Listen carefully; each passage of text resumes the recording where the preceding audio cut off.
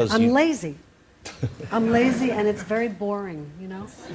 Scales and things like that, it's very boring, so I don't do it. Are there certain kinds of music? I mean, I know you've done a lot of jazz, a lot of jazz-based songs, a lot of the great American musical songs from musical theatre, some disco as well. There were some songs which had more of a disco beat. Have you ever tried rapping? Would you consider?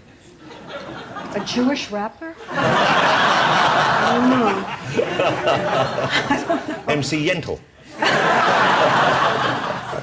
Yeah, I don't know. You know what's I find fascinating? I've been a fan of yours for years. I came to you first from your music, and now I loved your movies. I don't think there's a year... every year I watch The Way We Were at least once. You're kidding? No, I'm not kidding. And every year I cry in the first 5 minutes. As well. It's an incredible film. It's another wonderful film.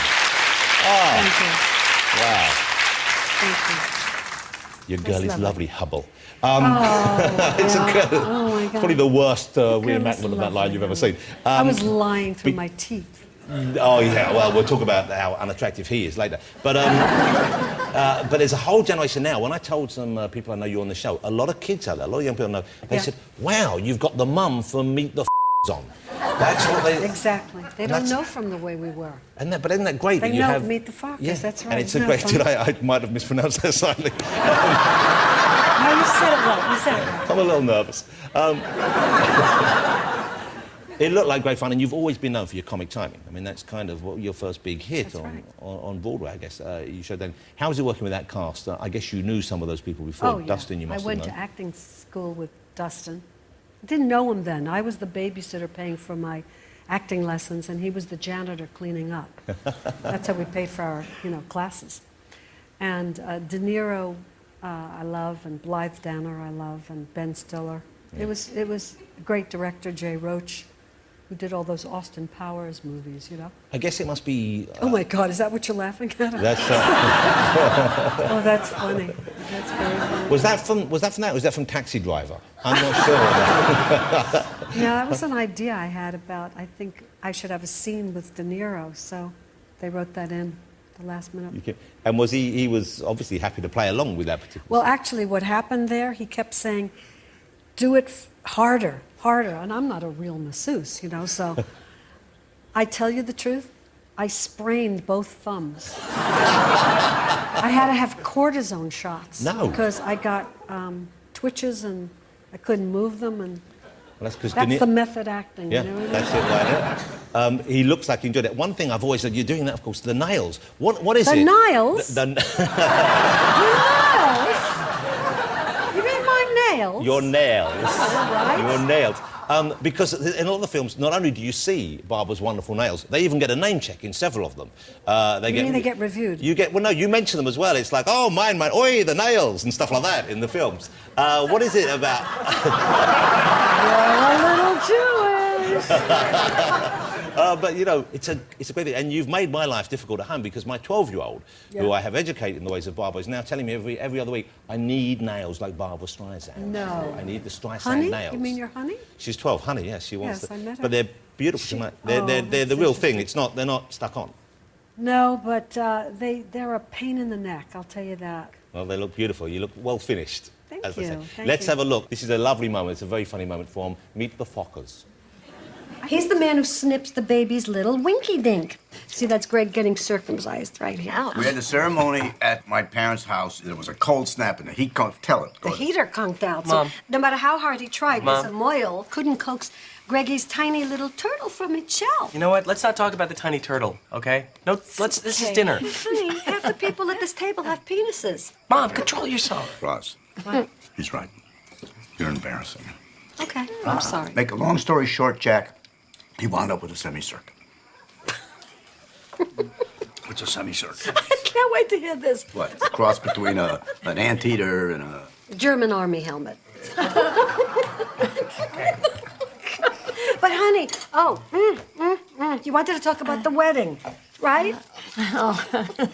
Come on. Don't tell me you kept his umbilical cord? Of course not. That's Greg's foreskin. All right, you know what? That's it. That's enough humiliation for them. We're having fun. No, we're not having fun. Why did I stop Because we're done. Ow!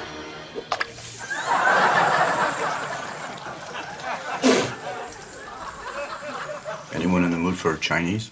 That's a funny thing. Oh, that's great fun. We saw you with Dustin Hoffman there, and you mentioned knowing in the 60s. That's a You know, period I went completely hysterical in that scene. I couldn't stop laughing. And it's somewhere, it's on YouTube. Can you imagine?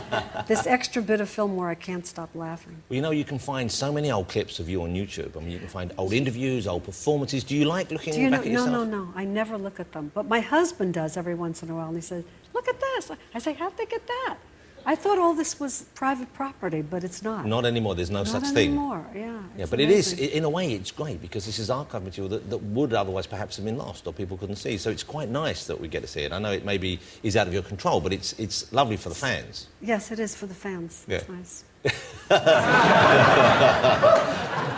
You know, you were talking about Dustin, and the 60s in New York is a period that fascinates me. I would love to have been able to see the clubs, the performers there. When you started out, you were performing those little places like the Bonsoir, those other clubs in New York. And The Lion. Incredible. The Lion, yeah. And there was the 5 Spot as well. There was The Blue Angel. and the Village Vanguard that you're returning And to the for a Vanguard special where gig. I auditioned, but I didn't get the job.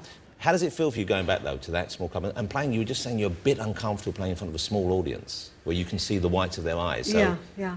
It's going to be hard for me, but it's, you know, it's where I started. My roots were in little clubs and singing with trios and quartets because that's all we could afford, and the stages were tiny.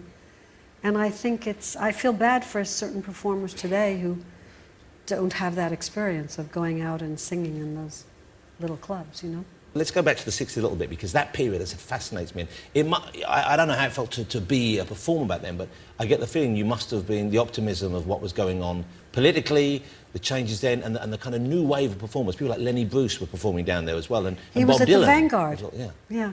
Did it feel like you were on the crest of a change? Did you feel part of a new movement? Oh, that was very exciting times. Those were very exciting times. And I was very young, and I used to like that. You know, I was making $45 a week as a clerk, part-time telephone operator, doing different accents to keep my acting alive, you know, answering the phone in French and Italian accents.